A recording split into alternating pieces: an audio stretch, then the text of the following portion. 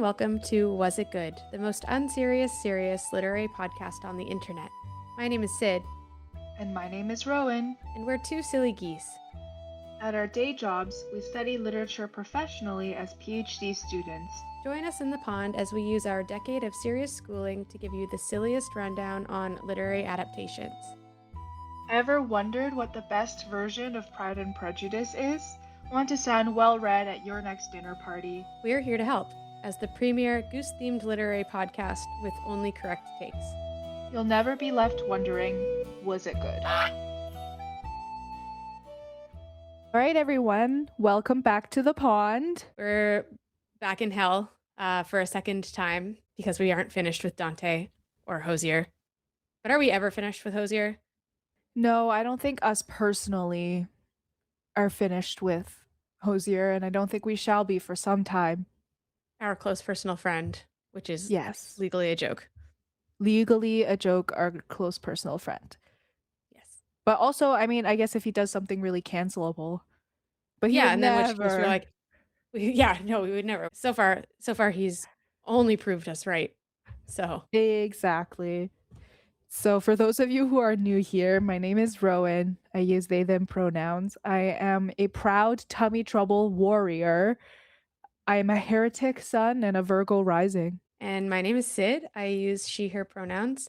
I'm bad at directions and yet made a living as a tour guide for a long time. My sun sign can only tell truths and my rising sign can only tell lies. Is that astrologically true? I don't know. Okay. Probably. Perhaps. I was like, is the sun sign or the rising sign more a representation of your true personality? I think it's the sun sign is the truth and the rising sign is the false prophet or whatever. Okay, if you are really into astrology, drop a star emoji in the comments and clarify this for us, please, because I'm really curious. Yeah, and we are aware that there is actually nowhere to drop a comment, but it is funny every time. I think there is. I think on Apple Podcasts you can leave a review. We have one Yeah, review. we have one review, but it's on the whole podcast. It's not episode by episode. Oh, shoot. But that being said, we have been foraying into the field of Reels and TikToks, so there will be commentable material incoming. So you could clip this and post a TikTok of it, and then people can explain astrology in the comments, because I'm sure there's a thriving Astro Talk community. I hope so. Sid does all of the social media stuff because I stupid. I'm not very good at it, but I do it. So sorry, everyone. My bad. Anyhow, getting into the meat of this episode, our first stop is actually going to be a quick audience warning, which is that this is part 2 of a 2-parter. So if you haven't heard episode 4, Abandon All Hope, Shalala, please go back and listen to that before you start this episode. But it'll be great because you'll have twice the content. It's true. Double Hozier, double Dante. But with that being said, I guess we can move right on into our pond parameters or the structure of the episode. So as we mentioned, it's a 2-parter. So we're going to start off with Context Corner, as always, where we give a brief summary of each of the texts that we're going to be discussing. In this case, because one of them is an album, we're only going to be giving quite a detailed summary of Dante, perhaps more detail than you need. And yet I promise you, we're leaving out so much stuff. So much. We're barely scratching the surface, and it took us so long. Part 1 covered from the beginning of the story all the way up to the 5th circle of hell. And so from here, we're going 6th circle of hell all the way to the end. We're descending into lower hell, which is the more, oh my God, it's not the bestial. The bestial is the upper hell, is it not? Yes, it's the sins of reasoning. Yes. Yeah. So the bestial sins, for those of us who might not remember from last time, bestial is the kind of sins of the body that are a little bit more innate. You can't necessarily help these sins, like lust and wrath, like things that you kind of are unable to control within yourself sometimes. Whereas sins of reasoning belong in lower hell because in Dante's world, in this Christian worldview, these are sins that you can reason through and control So therefore, they are more heinous than bestial sins. And that's the kind of great context that you're going to get way more of in Context Corner. That's just a little teaser, at Just the a little top of the teaser. pond. My bad. I thought we were there. I thought we were in Context Corner already. I just jumped right in. I'm in the pond already. I'm swimming around. And it's still brimstone-y, so you're like, ow, ow, ow, ow, hot, hot, hot. Ouch. Exactly. Yeah, okay. And so after Context Corner, we will finish our new segment, which is what's going on, because what's going on. And this is where we discuss where we think we see references to Dante in Hozier. Yeah, and also the thematic conclusions that are being drawn through each section of the text and each song. So we're going to go song by song. And then we'll finish up with the last two segments that our regular listeners will be familiar with and that we skipped last time because we didn't get to the conclusion of the text. I'm talking, of course, about what's the goal, where we discuss what the goal of the adaptation text is, and perhaps also why is it an adaptation? What does adaptation bring to Hozier's album? Mm-hmm. And we'll finish up, of course, with our famous and beloved and not legally trademarked honk ratings, where we rate each text, the original, the adaptation as a standalone, and the adaptation as an adaptation, each out of 10 honks. Because we are silly geese. Exactly. And geese honk. Famously. All right. First, let's get started with Context Corner. Before we kind of get into the weeds with Context Corner, which we will be getting into the weeds in Context Corner. There are a lot of weeds. There are a lot of bulges. We'll get into that. But before we get started with that, I want to quickly give us a brief definition of what is called Thomistic philosophy. This is really important in the context of Dante. For those of you who don't know, St. Thomas Aquinas, very big religious thinker in the kind of beginning of the 13th century. He's writing about Christianity in a way that has not been done before up to this point. He's using Aristotelian philosophic processes, I guess, to think about how morality works in Christian doctrine. So he was writing about the categories of sin before. This is kind of the first time we start to really categorize sin in the way that we understand it, the way that Dante understood it, and then the way that the Christian world understands it today. And then Thomistic philosophy also really concerns itself with the use of language and the describing of things, specifically metaphysical concepts around things, but then also whether or not allegory can be used as an instructor of morality. And in Thomistic philosophy, the answer is yes, allegory or metaphor can be used and should be used in teaching about God, because God cannot be fully represented as God is infinite in the Christian ideology. So there's no way to truly represent God, so he can only be represented in allegory. So that's where Dante's Inferno comes in, because all of Dante's Inferno is allegorical, right? So that was very rambly, but that is the kind of ins and outs of Thomistic philosophy as we will be applying it. And for some more information on St. Thomas Aquinas and Dante's relationship to his works, you can check out our last episode where we also gave quite a thorough breakdown of it, but we thought it would be useful to have it right up top in this episode too. We're next going to follow up with just a really brief recap of all of the context that came before. Again, for more details, please see our last episode. Last we left off, our heroes were on the banks of the river Styx, having journeyed through hell's vestibules and the first 5 circles: limbo, lust, gluttony, greed, and wrath. With Dante becoming ever more aware of his own sinful nature, shit heats up as he is forced to confront the sinners of lower hell. And famously, hell is very hot, so the fact that it's heating up it means something. So yeah, I guess I'll begin right where we left off, with the poets approaching the city of Dis. So poets being Virgil and Dante, just, to remind everyone who we're with. So they are approaching the city of Dis, or the city of Pluto, who is the Roman ruler of the underworld, or Hades in ancient Greek. The walls of the city are the boundary to lower hell, which is, again, the part of hell reserved for sins of reason. Here, Dante is attacked by the Furies, who are the daughters of Nyx and Acheron. The Furies call for Medusa the Gorgon to come and turn Dante and Virgil into stone, which is, very rude of them, but maybe valid. I don't know. Maybe girl bosses. Yeah, I don't know.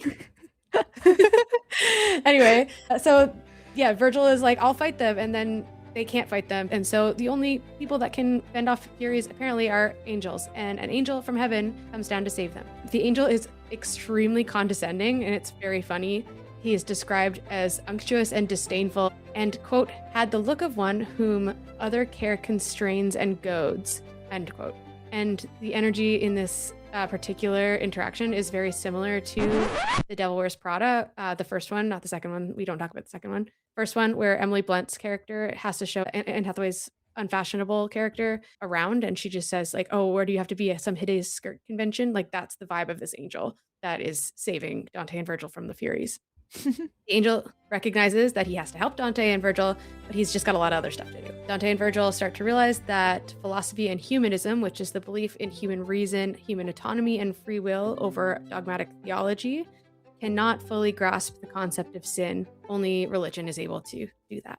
And that's represented by Dante, who's a stand-in for humanism, and Virgil, who's a stand-in for philosophy, being unable to access the city, while the angel, the stand-in for religion, is.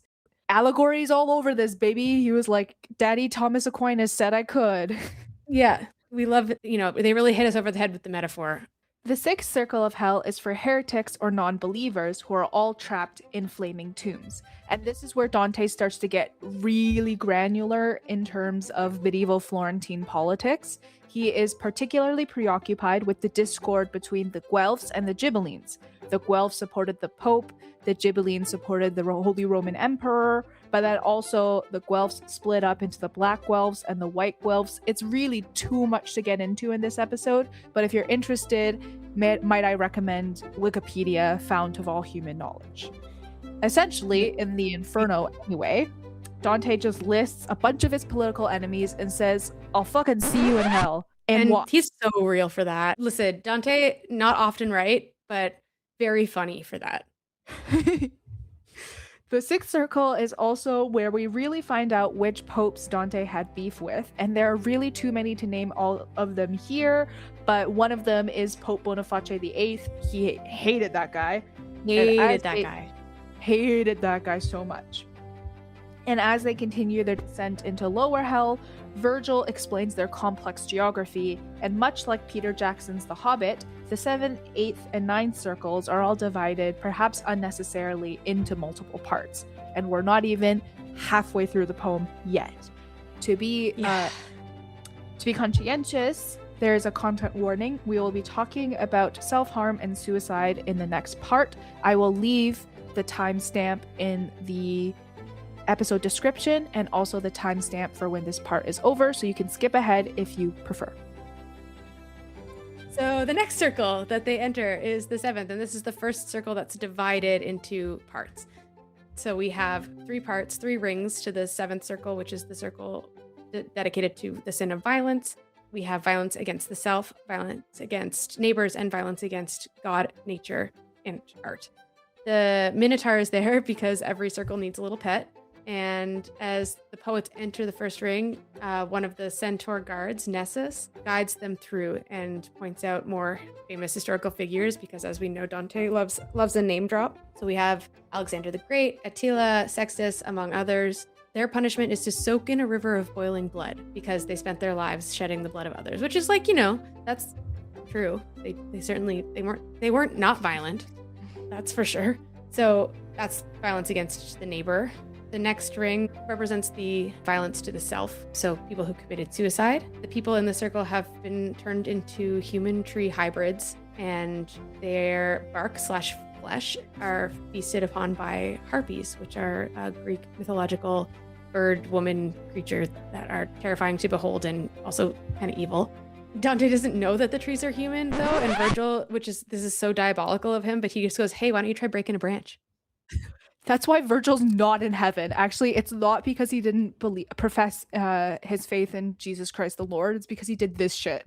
It's because he did this shit. He's actually secretly, I think, a little evil. But he's like, yeah, what do you think's gonna happen if you break a branch? And Dante does, and then the tree screams because it's a person. He goes, why dost thou rend me? And then it turns out that this specific tree spirit was accused of betraying the Holy Roman Emperor Frederick II. And the spirit killed himself rather than living with public disdain, but he begs Dante to clear his name upon his return to the world and says, quote, let him my memory comfort, which is lying still prostrate from the blow that envy dealt it, which I think is such a banger of a line.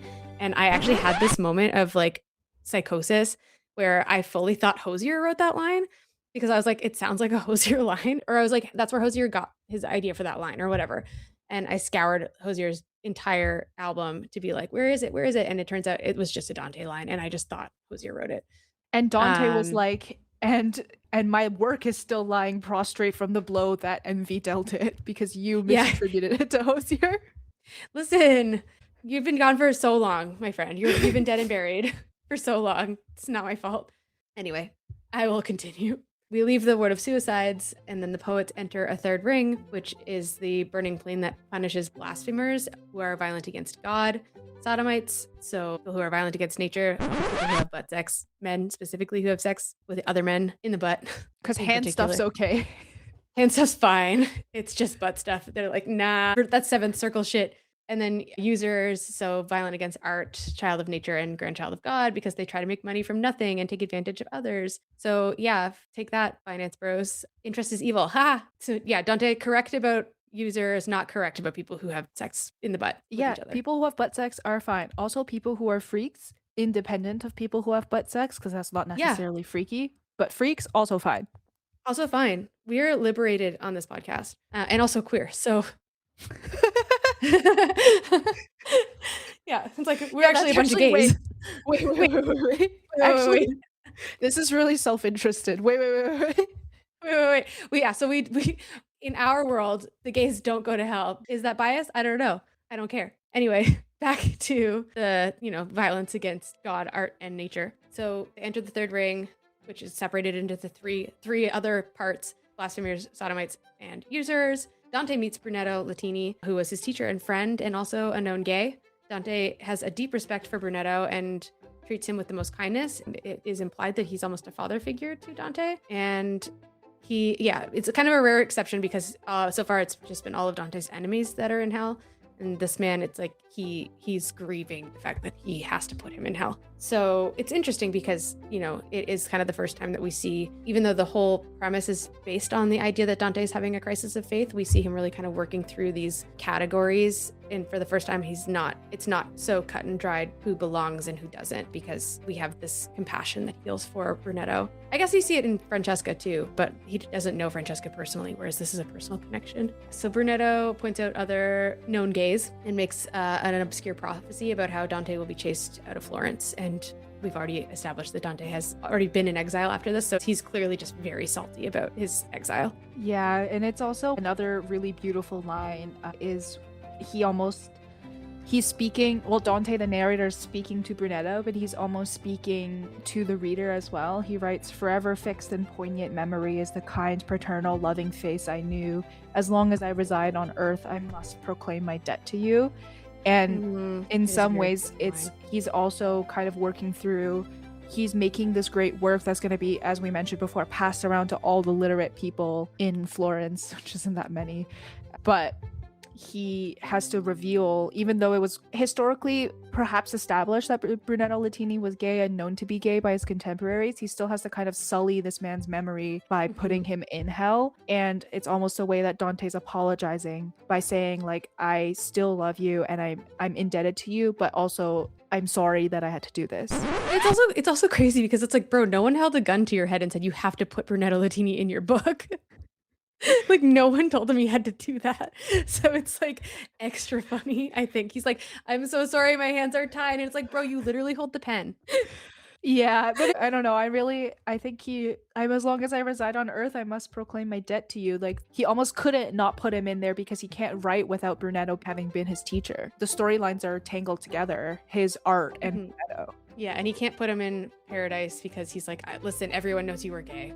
Everyone knows you did it up the butt. Yeah, and famously, those who do it up the butt, seventh circle. which is so much lower than the people who just had normal lust. I'm like, so freaks get to be in the second circle, but people who have butt sex, arguably way less freaky, are in the seventh? Anyway, so then Virgil and Dante ride on the back of Geryon, the monster of fraud, into the eighth circle, which is for fraud, and which is further divided into 10 concentric bolgia or ditches, each of which punishes a different category of fraudster, and which are arranged around a central well that leads to the bottom of hell. So hell's basically like an upside down cone. As our comedy doesn't care to sing of all of the many bolgia and sub bolgia, we'll just give a quick overview. So from the top, the bolgia are the panderers, the flatterers, the simoniacs, the sorcerers, the bearders, the hypocrites, the thieves, the counselors of fraud, the sowers of discord, and the falsifiers. Of these, the last two also have sub-bolgia, 3 and 4 respectively, which is, respectfully, way too fucking many. So we're just gonna zero in. Honestly, disrespectfully at this point. I'm so sorry. Like, listen, Dante is dead. He cannot be offended, so we can say disrespectfully, too many bolgia, Dante. Too many. There's so many bolgia and Which are sub-bolgia. ditches. So we're going to zero in on the 3 bolgia that we think are the most important or cool: the simoniacs, the counselors of fraud, and the sowers of discord. In the bolgia of the simoniacs, we get the Pope popsicles, or popesicles, if you will, as here are punished the spirits of those who sold ecclesiastical offices for money. The sin of simony is named after Simon in the Bible, who offered gold to St. Peter to get divine powers. According to Dante, if you do that, you get reverse baptized with your head in the fires of hell, so 2 baptism, 2 flames, and your feet sticking out like a popsicle.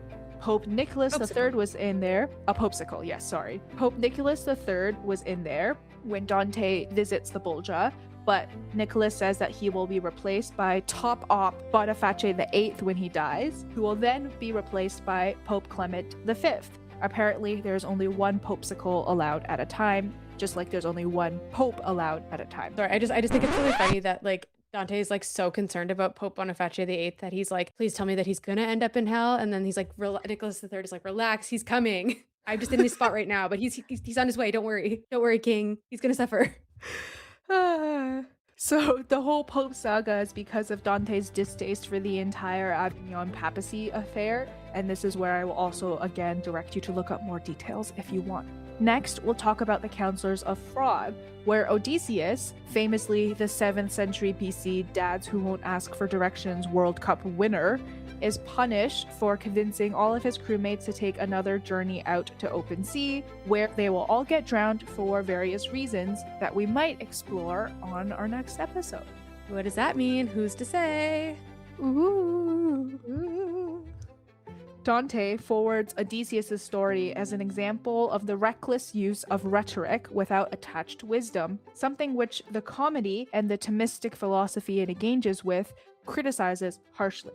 Finally, for our quick bolgia summary, we get to the gory and disgusting bolgia of the sowers of discord, separated into 3 subcategories: the sowers of religious discord, the sowers of civil and political discord, and the sowers of familial discord. Chief among the sowers of religious discord is the Prophet Muhammad, whom Dante blames for allegedly causing a schism in the Abrahamic religions by founding Islam.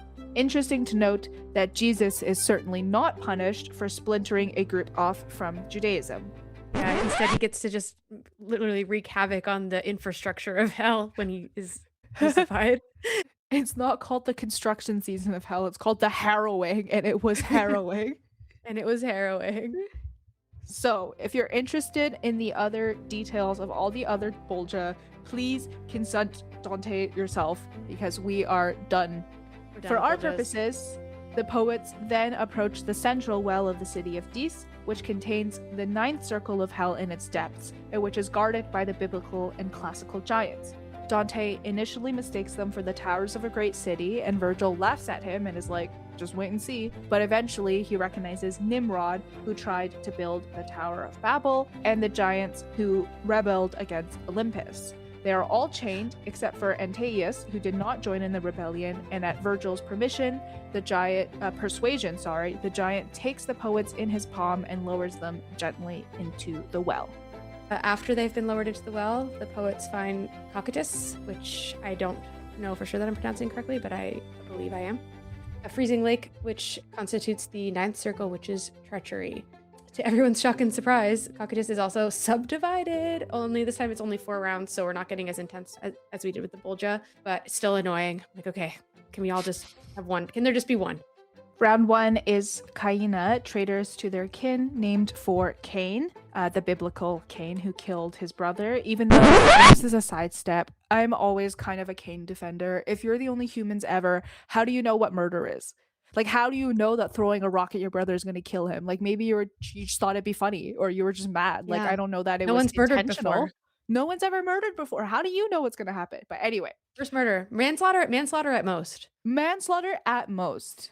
So, the sinners punished here have their necks and heads out of the ice and are allowed to bow their heads, allowing them some protection from the freezing wind. Which is so nice for them. So great. Round 2, the Anatora, traitors to their country, named for Anator, the Trojan soldier who betrayed his country to the Greeks. They have their heads out of the ice, but they can't bend their heads, so they are just stuck with the winds in their face. Really rough. Apparently betraying your kin is not as bad as betraying your country, but anyway. Dante, this is where Dante actually kicks one of his ops in the head. And sometimes I'm like, you know what, Dante's so real. Who hasn't wanted to kick an op in the head? But also, I'm like, this is why you're a sinner. This is why Virgil is like, hey, you should maybe watch yourself. Because I think you're giving into your wrath a little too much, my friend. So they see 2 heads in one hole, one gnawing at the nape of another's neck, which is insane. And the gnawing sinner, his name is Count Ugolino, and he is indeed Ugolino, according to the picture that is displayed on his Wikipedia article. And every pot has a lid. I'm sure he was Beautifulino to someone. Yeah, he's, he could have been, I'm sure someone loved that face, but Dante did not. Dante was like, this man Ugolino. And also in hell. So famously one of Dante's ops. He's like, yeah, Ugolino, ugly and in hell. And the head he gnaws on belongs to Archbishop Ruggieri. Ugolino describes how he conspired with Ruggieri in 1288 to oust his nephew, Nino Visconti, and they wanted to take control of the Guelphs of Pisa. However, as soon as Nino was gone, the Archbishop, sensing the Guelphs' weakened position, turned on Ugolino and imprisoned him with his sons and grandson in the Torre de Galandi. In March 1289, the Archbishop condemned the prisoners to death by starvation in the tower. So it's pretty bleak. Poor Ugolino did not have a very good end. And that's why he's gnawing, because he's like, bitch, I'm hungry. I'm hungry and you didn't feed me, so I'm going to gnaw on you. And there's a statue that Dante would have seen that commemorates the story of Ugolino and Ruggieri, and it has his sons and grandsons like pro-offering their flesh to him to eat, and he kind of like has his head turned away but also like a finger out because he like can't resist it even as he wants to. And it's actually a very sad story, and Dante kind of feels for Ugolino, even though he did, he still conspired to oust his nephew, so he's still a sinner. But Dante's kind of like, and you non-Ruggieri, it's what he deserves. He's a really big fan of poetic justice, where it's like, you deserve to suffer, but your suffering is also going to make the person who caused your suffering to suffer even more. So round 3 is Ptolemaea, which houses the traitors to their guests, named for Ptolemy, who invited his father-in-law Simon Maccabeus and his sons to a banquet and then killed them, which is really rude. So these sinners lie supine in the ice while their tears freeze in their eye sockets, sealing them with small ice shields. So even the comfort of weeping is denied to them, which is horrendous. One of the inmates explains that sometimes you can be so evil that your soul falls to hell before your death, while a demon kind of puppets your body in the mortal world. I can think of a few people that might be demon puppets, but I shan't name names. Mitch McConnell. Dante first promises the soul to clear his eyes of the ice if he explains why he's there, but then afterwards moves on without doing it, saying, "But I refused. Betrayal was true courtesy in this case." Very cold. Whoa. Very cold. Dante betraying the betrayers is such a bold move, to be frank. Like that is crazy work. Like to be like, oh, gotcha, psych. Like That's crazy. He's like, you're literally you're seeing what happens to people who betray each other, and you're like, gotcha. And the leopards will never eat my face. The ice will never freeze Yeah. in my eyeballs. Yeah. Okay, yeah. Round 4, Judecca, traitors to their lords, named for Judas Iscariot, who was actually absent from this ring or round. We'll see him later. So they're contorted in all these horrendous positions under the ice, and it disturbs Dante and Virgil so much that they move on really quickly because they're like just really disturbed looking at these bodies, and they also can't talk to them. And Virgil says, "The banners of the king of hell draw closer." And when they approach the center of hell, they see Satan, who's massive and furry and has got horns and 3 faces. One is red, white, and one is black, representing his control over the quote-unquote 3 races of humanity. Black for the quote-unquote African, the race of Ham. Yellow for the quote-unquote Asiatic, the race of Shem. And red for the quote-unquote Europeans, the race of Japheth. And it's also a perversion of the Holy Trinity. Each face has a sinner in its mouth. Judas, who is not in Judecca, is in the middle face, red, with his head in Satan's mouth. So he's the worst punished sinner of all the sinners. Brutus is in the black face, but he gets to have his head hanging out. And Cassius is in the yellow face, also with his head hanging out. I also just think worthwhile to note that in Dante's universe, the three main baddies are betrayers of Christ and betrayers of Julius Caesar. Those are like the 3 top baddies in the world. Not even Archbishop Ruggieri, like that's so awful.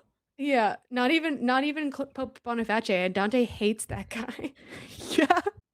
So the poets reascend after doing this little loop-de-loop. We're moving from Jerusalem in the northern hemisphere to its antipode in the southern hemisphere. In the morning, before dawn on Easter Sunday, the poets emerge and finish their journey through hell under a sky full of stars, which is, also some kind of representation of some sort of resurrection. So that's where we end Inferno. That's finally the end of Inferno. Okay, so I guess now we move on to our What's Going On segment, which is where we look at what's going on in Hozier's lyrics and how we think they connect both thematically and in terms of allusion to Inferno. Yeah, so we'll get right on it with the first track we're going to discuss, which is Son of Nyx. And famously, the daughters of Nyx guard the entrance to Dis. But there's also a really sad personal story that Hozier shared regarding the origin of this song. He said that his friend and I think producer or co-writer Alex Ryan, quote, "Alex sent me a voice memo with him just sitting at a piano and playing this beautiful piece. What you're hearing is literally just the voice memo." And Ryan had sent Hozier the note shortly after his father's death. And Alex's father's name was Nick, so Alex is then a son of Nick.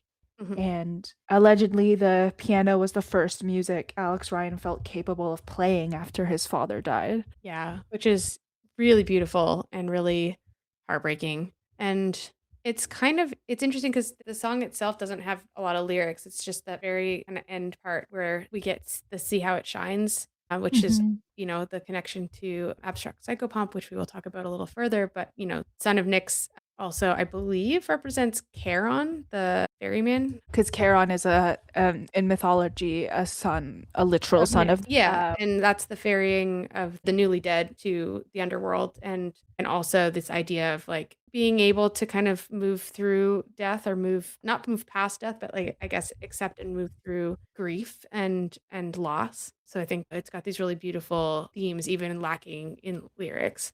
And I also think that because it's an interlude, it provides that separation between the sins of upper hell and the sins of lower hell for the listener. It's like a brief moment where you feel a lot, and then you are kind of like forced to confront really serious stuff. Yeah, we're kind of at the gates here. Yeah, and then we arrive to the sixth circle, heresy, which is represented by the track All Things End. So Hozier said All Things End started from a personal place. There were a number of songs that could have taken the place of heresy. In the medieval or the classical sense of heresy, all things end took that place. In those moments as a relationship is crumbling and it's slipping away from you, and it was something that you truly believed in and you had all your faith in and you had all your belief in approaching that concept of that not happening, it feels like something heretical. It's a song about accepting, about giving up your faith in something, end quote. Yeah, and we talked about this a little bit. I mean, there's so many circles that kind of overlap in Hozier's album. You could potentially connect this to greed as well, with the kind of reference to the weight on the chest. But, kind of returning to heresy, Hozier's kind of subverting the concept of heresy with the idea that you can't assign morality to a failed belief system. It's almost speaking to that connection to Virgil and the other pre-Christians in limbo, the idea that you can't punish someone for failing without all the information or all necessary tools.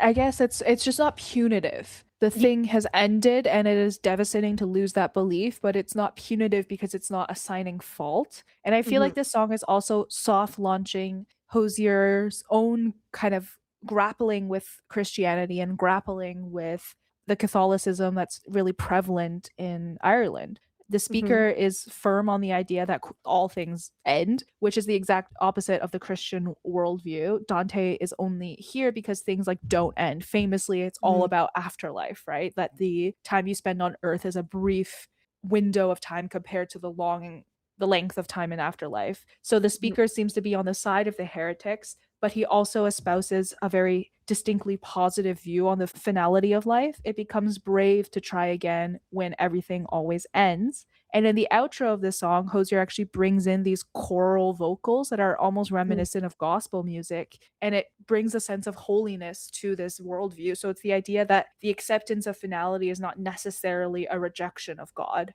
So I feel like on the sonic level and on the lyric level, it's confronting heresy in a really complicated way through the lens of a relationship that ends. And when you realize that you have to break up, it feels like heresy because you believed in it so much. Yeah. And I think it's worth mentioning too, Hozier was raised in Quakerism.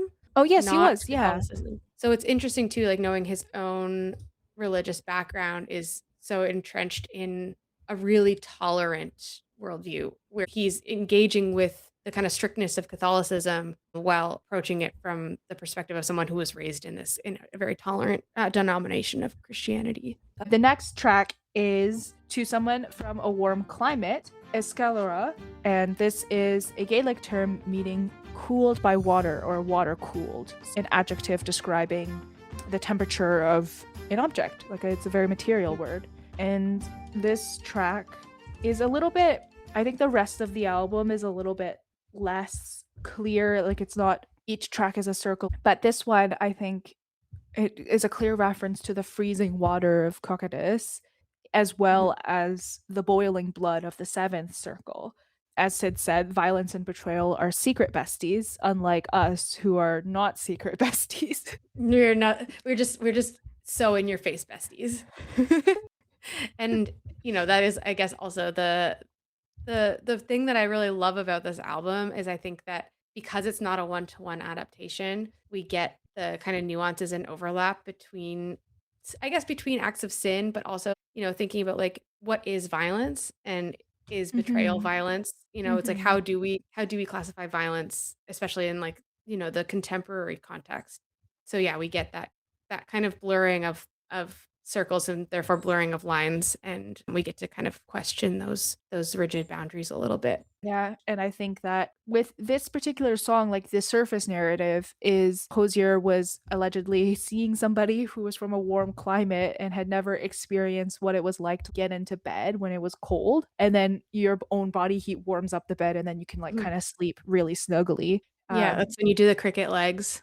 Yeah, when you do the cricket legs and you rub your legs together to generate heat under the blinky. And so he wrote this song to kind of share that experience with this person, but then it ended up not being compatible. So he's kind of almost using the climate as a reason why. Like it's beautiful to be able to share this, but then you make me too warm and I make you freeze. So it's like something about the incompatibility of two opposites that is an interesting juxtaposition to the way that this song is actually talking about how violence and betrayal are intertwined and fear and awe are intertwined. but sometimes that's not enough and you still have to like separate after that. Mhm. So I don't know who fumbled Hozier, but like I mean, maybe Hozier fumbled somebody. He's that's listen, true. we have to be so serious and like recognize that he is still a man. I mean, maybe he just said too many incomprehensible things, and the other person went, "Listen, that's so great. I'd love to have a normal conversation." Yeah, they were probably just like, I really just want to order pizza. And he was like, You arrived to me like nightfall. Although you're a being of great lightness, I experience you like nighttime. yeah. And then, she was probably just like, I just want to go to bed. So sleepy. Can we watch Grey's Anatomy? And he was like, "Wait, I have to tell you the experience of how the water cools your skin, and then you give your heat to the world, and it's a beautiful metaphysical exchange." And she was probably like, Yeah. "That's nice, babe. Honk sure me me me." Yeah. And I watched Love Island today and it was crazy. The next track is one of my favorites on the album, Butchered Tongue. And this kind of nets very neatly into the circle of violence, as the lyrics mention pitch capping, which was a punishment used by English colonial officials during the Wexford Rebellion of 1798. And Hozier cites this as an act of bestial violence because they would pour hot pitch onto people's heads and thereby kill them, like, but through great pain and suffering. And there's a kind of dialectic here between the fact that the sinners in the circle of violence are punished through the use of boiling blood, because it's also another, hot liquid. And I think that Hosier emphasizes that the moral slash allegorical punishment Dante outlines, which is supposed to be outlandish, like the way that you construct an allegory is you make something so outlandish that it simplifies the concept, or like it shows the concept more clearly by exaggerating it. But then Hosier emphasizes that's how cruel colonialism is that it Yeah. matches hell, and it's what should be in hell. Yeah. I saw recently an interview. This is so out of left field because I don't even really watch late night TV, but there's an interview with Conan O'Brien where he was like, I don't know how people are making jokes about this right now because it's so outlandish that the jokes are too true. Like it's Mhm. like we can't actually make satire out of this because it's too accurate. Like it's just Mhm. at that point just journalism. And it's kind of similar. Dante is saying, here's the cruelty that is, visited upon these people as an allegory. And then Hosier's like, no, that's just what happened. Mhm. And obviously tied into, again, another soft critique of the Christian worldview espoused in the Mhm. Inferno. That worldview became the bedrock of colonialism. Mhm. So it's kind of like turning the same moral gaze that Dante visited upon these sinners onto the Inferno itself as a construction, Mhm. by Yeah. thinking about the sin of language destruction in particular. Yep. But Your Tongue is intense. It's like probably the most It's intense really song on the beautiful. album. It's so beautiful, but so heartbreaking. Oh, The next one is a joke, so that's good. Anything but, yeah. which represents the Haha. circle of fraud. Hosier Yeah. says, quote, "This one falls into the circle of fraud. It was fun working with American producers on this. They thought it was a very sweet, caring love song. The lyrics in the verses are like, if I was a riptide, I wouldn't take you out. If I was a stampede, you wouldn't get a kick. The song is saying on paper that these are kindnesses, but the actual meaning is a joke. What you're saying is, I want nothing to do with you." I just want to point out that it's extremely funny that Hosier's version of a joke is still like this really intense thematic like moral lesson. He's like, haha, I'm so funny. And you're like, okay, all right, buddy. If I was a riptide, I wouldn't take you out. I Um, also love the side little snide. It was fun working with American producers on this. yeah, these fucking idiots. Sorry, that's a joke. And then if I had death's job, you would live forever is also a pretty funny line. It's Yeah. actually very schoolyard if you break it down. Yeah, exactly. And like because we're going into the fraudsters here, it's very concise, unlike Dante with all of the bolgia. Yeah, he was like, I'm just gonna do it all in one song. You see, he didn't make 10 song with 3 to 4 subcategories. No, he just was like, and here we go, like 2 minutes, gotcha. And that's artistry. And that's artistry for you. But yeah, it's a really fun little upbeat break after the really intense musical stylings of Escalera and Butchered Tongue. Mhm. So it's, just a fun pick me up. The next song is, I think, one of our top favorites in Hozier's good. entire catalog. It's Yeah. Abstract Psychopomp, and it's a song that I'm currently heavily considering playing as I walk down the aisle at my literal wedding. So that just gives you Yeah. a sense of how much it means to me. And it it's an intense song, but it also is so beautiful. It's so beautiful, and it's really speaking to this kind of universality of love, as Hozier tends to do. He's being very intense about it, but it's this idea that you're trapped forever in this moment of realizing that you love someone. I mean, psychopomp, again, is this term for the deity that ferries souls from the land of the living to the land of the dead. And the song is about coming across a dying animal that has been hit by a car. And so we're in the song metaphorically ferrying this animal across by remaining with it as it passes on. But it's also this kind of moment of voyeurism where the speaker is watching the person that he loves or that they love nurturing this animal and just like sees the entire world in that moment. Honestly, I like a lot of songs about roadkill. There's a lot of songs about roadkill that I feel very strongly about, like trying to defend why it's totally normal. I want to walk down the aisle at my wedding to a song about roadkill. And for everyone who's wondering, Rowan's partner did say, "Is that the song about roadkill?" When they mentioned it, when they brought it up about walking down the aisle to that song, their fiance was like, "Is that the roadkill song?" So And then they're very supportive, and they were like, "We can have a Hozier themed wedding if you want." Very supportive, but also huge drop that Sydney and I are actually not married to each other. we're not married to each other, just in holy matrimony. Yes, in holy podcast hostimony. Yes, yes. Which is arguably a more committed relationship because it's so Arguably. public. And more important, arguably. No, I'm joking. we do often joke that Rowan's partner is my brother husband. Some of this may be cut out. It's funny. We should leave it. Okay. So I wanted to also mention that while this song is, I think, very personal to Hozier, and he doesn't associate it with the circle personally, unlike the last songs where he was like, this one's about fraud and this one's about violence. Da, da, da, da, da. I do think that the scene with Dante and Brunetto Latini really gets me in the same kind of way. And it's him realizing in this moment, like all the memories that he has with Brunetto and all the kindness he's shown him and how important he is doesn't stop him from being in hell. But also, like, the memory hurts but does me no harm, next to a forever fixed in poignant memories, a kind paternal loving face I knew.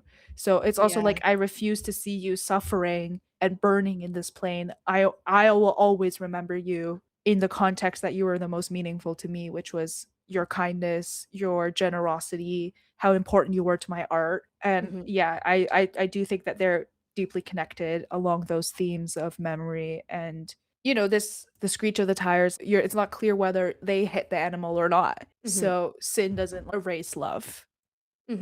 Yeah, or compassion. So we have 3 more tracks left and they're all sad, but then we'll be funny afterwards, so just hold on. Unknown Nth is the next track.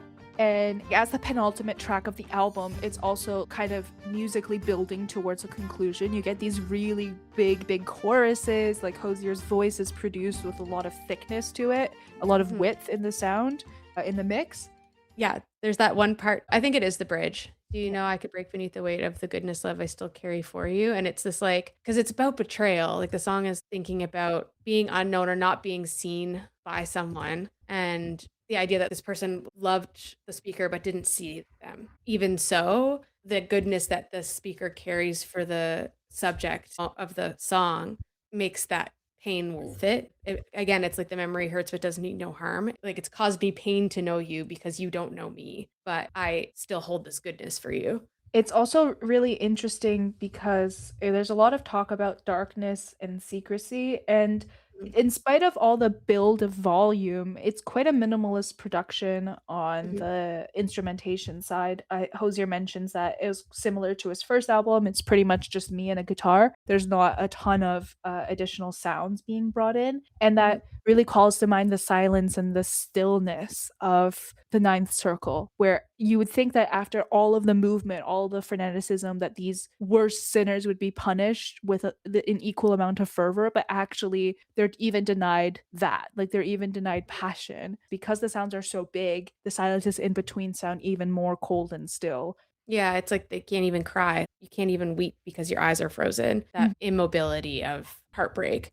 I'm seeing some connection to Beatrice in this. Dante's great love, of course, who he is never actually with because she's married to someone else and who he's only met twice because he's Delulu King. I can see the kind of critique of an idealized love. The final track of the album, and once again in this half, we're also going to be discussing a bonus track that did not release with the main album, but was released in some of the EPs that came afterwards.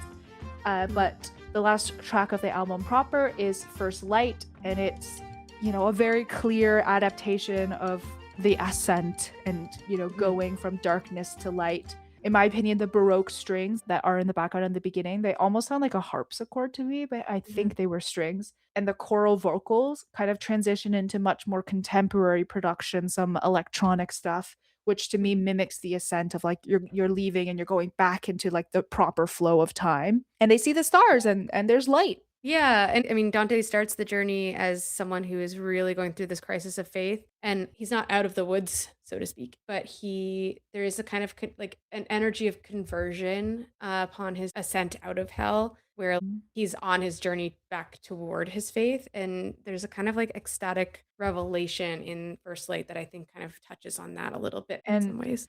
If DeSelby Part 1 is thinking about how when you're left alone and quiet and dark, you can learn a lot about yourself, this song is about how that can become like a security blanket, and seeing the light and being out in the world is also a necessary experience. So it's almost a reconciliation with the self and an affirmation of like a renewed attitude towards life. So very, very relevant to the end of the Inferno. And the final track we're going to discuss is another one of our big favorites, which is why it's in there.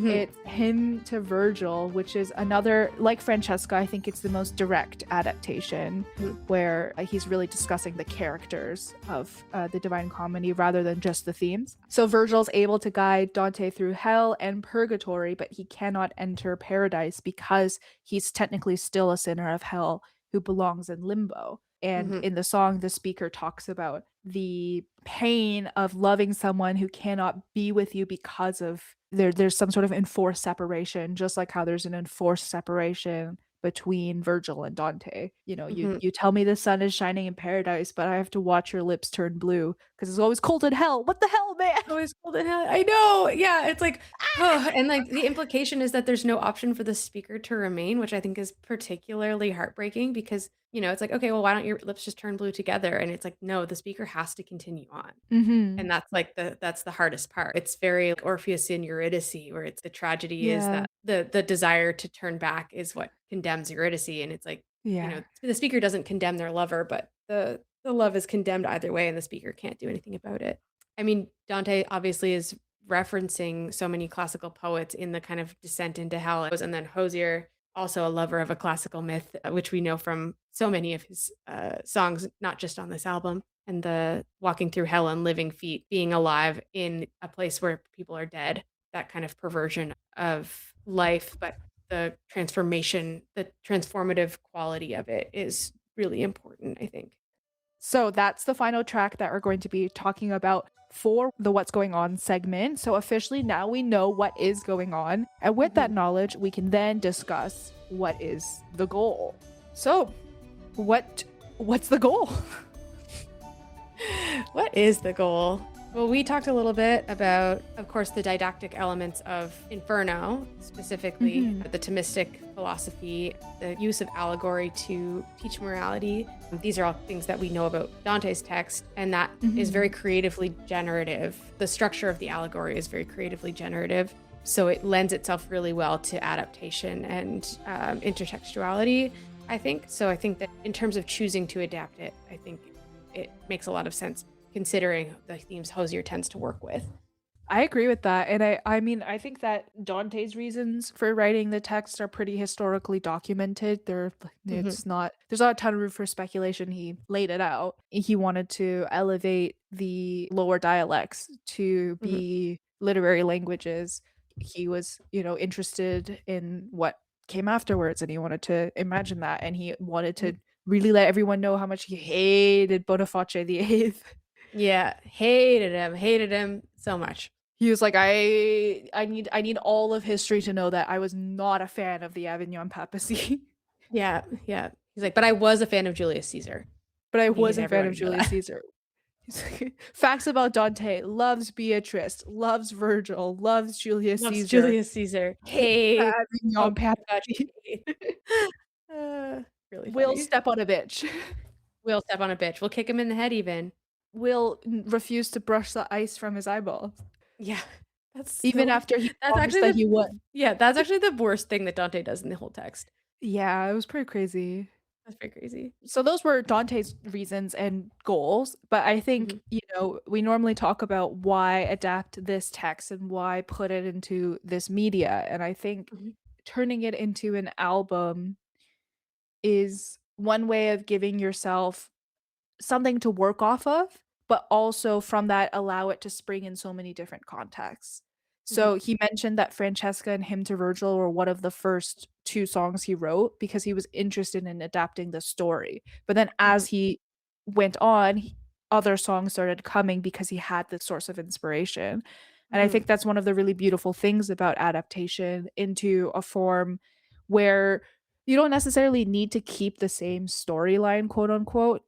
I mean, that's not to say that there's not a lot of creativity involved in regular quote unquote adaptation that we've talked about before. I just mean, yeah, like if you're stuck with writer's block, pick up a story that inspires you and see where that can bring you. I feel like that's, the genesis of all human art, really.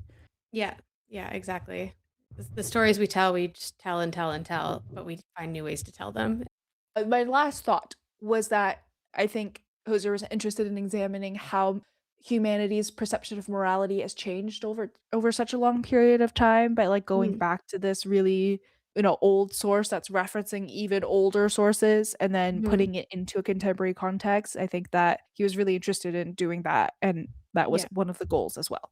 Yeah, for sure. And even just thinking about it in the context of like how often we ascribe the past with being kind of archaic and being less quote unquote civilized than the present. But there are a lot of lessons about morality in Dante that I think we would do well to recall in the present, specifically around money and greed and wealth hoarding. But Yeah, there's some it's relevance, even as by putting it next to the contemporary context, it becomes, the relevance becomes even more apparent. mhm, Shocking, even based on how much time has shocking. passed. Yeah. Yeah. So those are some of the goals, Hmm. and we're gonna go right along to our honk ratings. Yeah. Who wants to go first? Why don't you kick us off? I'll kick us off. Okay. Okay, so for the book, so Dante's Inferno, the epic poem, the first part to the three-part Divine Comedy, I gave it a 6 out of 10. And that's not because it's not an amazing work, because it is. I mean, I feel like any epic text from that era is it's just doing so much in terms of literary history in Europe, and it's a seminal text for a reason. I gave it a 6 out of 10 because I think it's embarrassing that Dante had a huge crush on Julius Caesar. Um, and though it's so elaborately and meticulously plotted, which is in itself so impressive, I just too many Bolgia.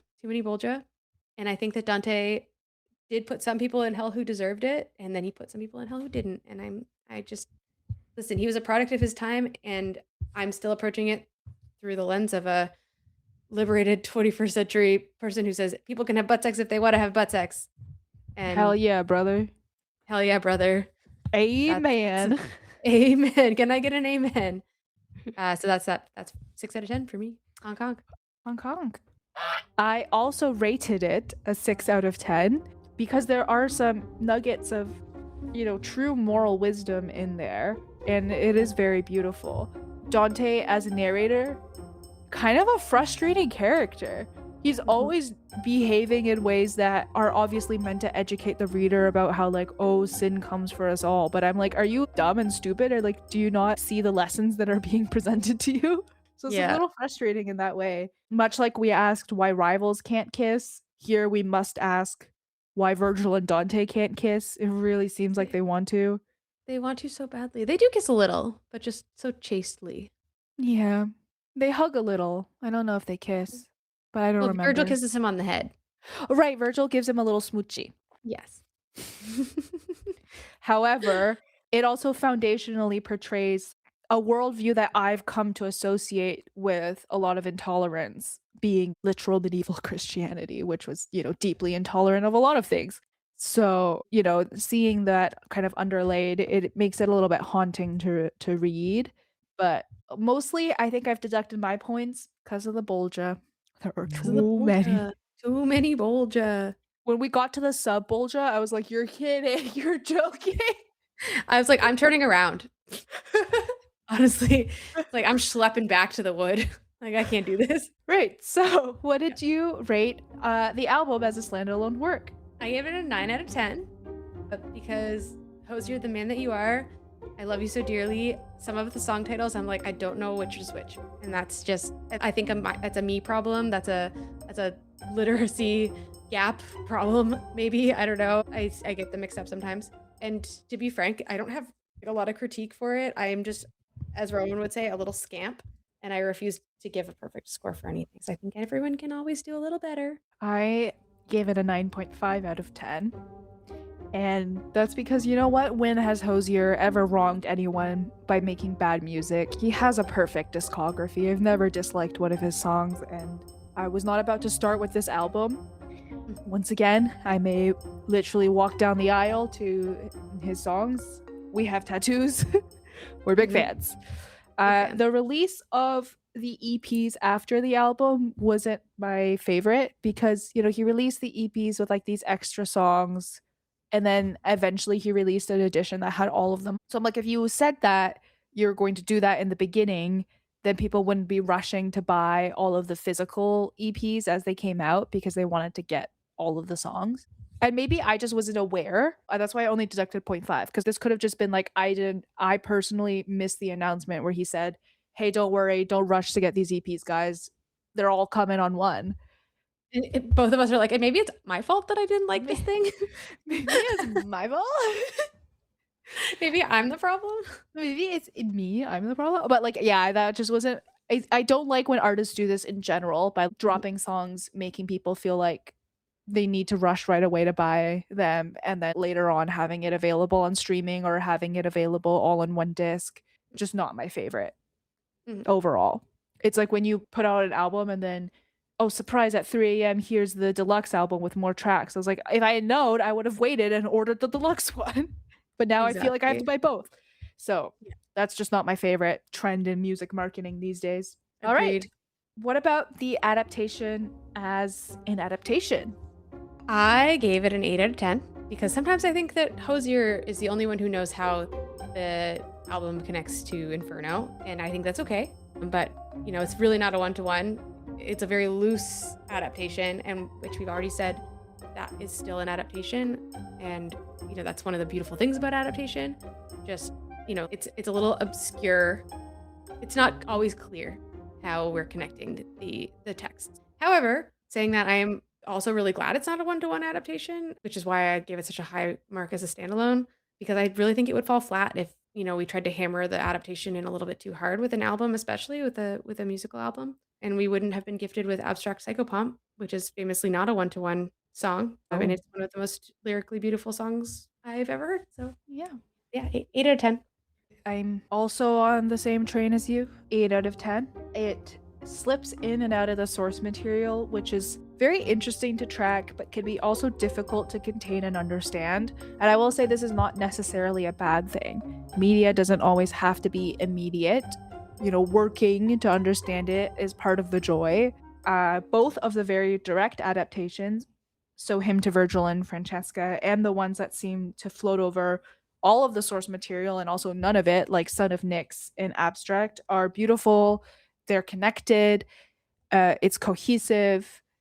But at the end of the day, it is like the conceit of it being an adaptation of Inferno. It waxes and it wanes. So in terms of, is this going to give you the full experience of Inferno? No, it's its own experience. But it's still ultimately, I think, it does a lot with the source material and it presents it in a really accessible way through music. And I think that's a good thing. So 8 out of 10. Yeah, much like our kind of take on Mike Flanagan, it's, Hozier really understands the source material, even if he's not always representing it. And that, I think, is what makes it so good. Yes, 100%. So, Sid, to ask our immortal question, was it good? And we're the only ones who can decide this. We are the authority on what is good. And I say it was good. I also say it was good. And if you couldn't tell from our 2 episodes of discussing how many of the songs were our most favorite on the album, quote unquote. Imagine we're like, it was God. No, it's so good. It's really good. It's really good. I highly recommend. If you have the patience for all the Bolja, take a look at the Inferno.